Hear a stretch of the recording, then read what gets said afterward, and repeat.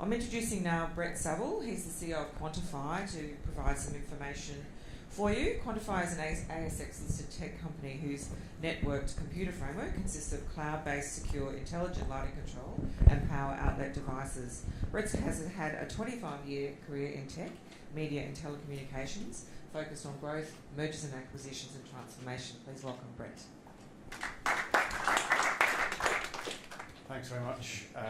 Obviously, when it comes to question time, if you just say Brett, it'll be easy. Similarly, if there's ever a problem, we've actually got two crystals at the back, so if you've got any requests, just say crystals. I understand that everyone here is coming through valuation. Would that be a fair assumption that you're all good at numbers?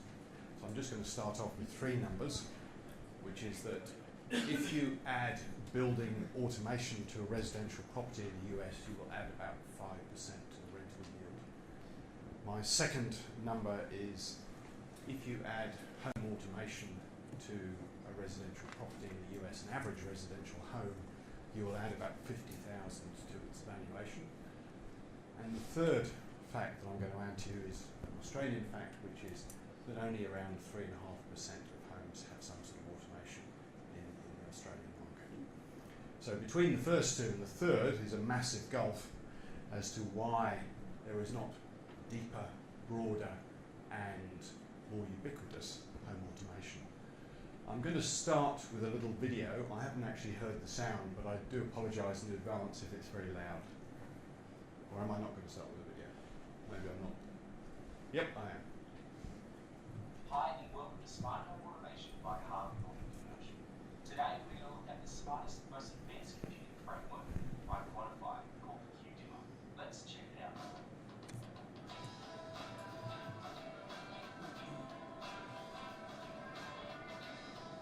The standout feature of the QDimmer, other than the aesthetically pleasing lighter glass touch panel, is the fact that it is both hardwired and Wi-Fi native, allowing you to control multiple rooms and devices in your home, all from the one switch. Shown here is the living room placed to QDimmer, with 6 lighting locations all controllable from the one fixed intelligence switch. The illuminated buttons on the QDimmer can easily be customized to control a single light or a group of lights, both locally and globally. Such scenes as welcome home or goodbye can be assigned to the QDimmer to create a range of automated motion within the home, from turning designated lights on, putting down the blinds, playing music, switching on the aircon, right to activating the alarm. You're truly covered from all angles.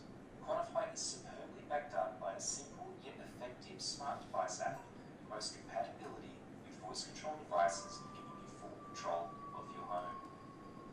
Contact us now on how you can get your hands on the intelligent QDimmer, and be sure to keep an eye out for more videos like this about what you can expect from Quantify and Harvey Norman Commercial Division in 2019. I'm Joel Ledler, and see you next time. So that was 2019. I now want to take you back to 1932. So 1932, René Magritte, the Belgian surrealist, absolutely shocked the art world with his painting, This Isn't a Pipe. Of course, what he meant was, it's a painting of a pipe. And a representational painting, as you all know, has some subtle differences from the object itself. It can be reproduced almost infinitely, it can be folded, it can be sold, and a painting like this is obviously going to be worth more than any pipe in existence. Fast forward to 2006, Steve Jobs told us that this wasn't a phone. What did he mean by that? Well, what he meant by that was, prior to 2006, we thought a phone was something you talked to somebody else to. And Steve Jobs showed us that actually a phone isn't something you use for verbal communication. It's really a computer in your pocket. And he introduced a couple of innovations which were really radical at the time. First was really sleek hardware and design, and in this instance, no buttons, which was a radical departure, if you remember those little keyboards that we used to have on the BlackBerry, which has long since disappeared, and various competitors. So none of that, a really sleek hardware design that absolutely worked for data. And the second thing was the iStore. And if you remember in the dim and distant past for 2G and 3G, everyone wanted to sell you something that was completely vertically integrated. And what Apple did was that they said, we will throw open the software platform of our hardware to anyone that wants to use it. And of course that stimulated an enormous amount of innovation, because for the first time somebody wasn't holding on to the whole thing, but was saying, I'm part of an ecosystem and I want to encourage people to use that ecosystem as much as possible. So you won't be surprised that I'm going to tell you that we don't actually make switches. What we do is we make general power outlets, we make dimmers, we make blind controllers, we make auxiliary controllers. They're effectively a computer in your wall. What that means is they operate via touch with haptic feedback, so that if you want to use an ordinary switch as an ordinary switch, you can use an ordinary switch as an ordinary switch. There is an app, which means that you can control it in the home or outside of the home. And most importantly today is voice control. So Amazon's Alexa announced a couple of months ago that they'd sold 100 million devices. Google Home is a bit behind, but catching up fast. Voice control is becoming the de facto way that we will want to interact, not just with the internet, but we will want to control buildings. Now I know we've got a session that later on AI, so one of the really interesting things about the way that they're using AI is increasingly the AI will ask you questions and nudge you to do things. So the example that they gave at a recent seminar that I was with Alexa was, if you haven't locked the door, it will say, I see you normally lock your door, you're about to go to bed, do you want to lock your door? So AI increasingly is becoming part of the voice control. So our device works with all three, and it is at a price point. So if you went to Harvey Norman commercial, as a builder you would pay, say, $4,000 to $5,000 for a 2-bedroom apartment. So it's cost effective enough to be in a mass market product. We've introduced 3 innovations, and the first one is simplicity. Now, if anyone's had anything to do with building automation in this room, you'll know that historically it's been very like the computer industry or the telecom industry in the 80s and 90s. So typically when you'll install stuff, you'll have these horrific pucks. You may well have gateways. Does anyone have gateways in their building? Yep. So the trouble is none of the gateways talk to each other, which means that you need an equipment room at the back of your house, and then you'll have one set of equipment that will be used for one device, you'll have another one for another suite of devices. So pretty soon, you've almost got a data center at the back of your home. So this will take an average installer, an electrician, about an hour to install per switch. Now that's why we don't have mass market automation. It can never work if it's going to take an hour per switch. What we've done is we've essentially removed all of the complexity from the process for the electrician. Our device is just the same as a switch. The electrician doesn't know the difference between this and a switch. They simply install a switch. It takes in 15 minutes to install. And there's no gateways. There's no pucks. Everything is done over the cloud, which just means it's easy and simple for a developer, for an installer, and for the end user. The second thing that we've done is we've tried to be as innovative as possible and look at the areas of the industry that aren't working and say, what do we need to do to be able to encourage mass adoption? I talked earlier about the vertical integration and the fact that everyone, whenever there's a problem, you have to go back to the expert, which is a reason why nobody wants to install it. We have a global patent on a modular design. Sounds very impressive, but all it means is that if in a year or two's time after installing the switch, you want to change the bathroom, change the kid's bedroom and put a marble fascia faceplate on it, or take away the marble fascia, you don't need to go back to the electrician. You can simply buy that and replace it yourself. This is a feature card which is used for the communication. At the moment we're using Wi-Fi. In a year or two's time we'll have 5G. It may be that you decide you don't want to rely on Wi-Fi anymore, but you want to swap to 5G. Again, you don't need to ring up a system integrator, you don't need to come back to us, you don't need to involve somebody in the telecommunications industry.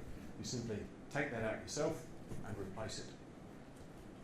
So we think the design is innovative. And the final thing I'd say about it is we argue that it's really designed to work at industrial scale and be limitless. One of the problems with most of the competitors in the market is that you have an individual design per apartment, per building. With the Quantify solution, you download a template. The template will then allow you to specify, I want 6 dimmers or 8 dimmers in my 1-bedroom apartment, 6 GPOs or whatever. If you've got a 500 apartment block, you then copy every 1-bedroom apartment design 400 times, every 2-bedroom design 100 times, and every penthouse suite 6 times, and bang, you've got your design locked away.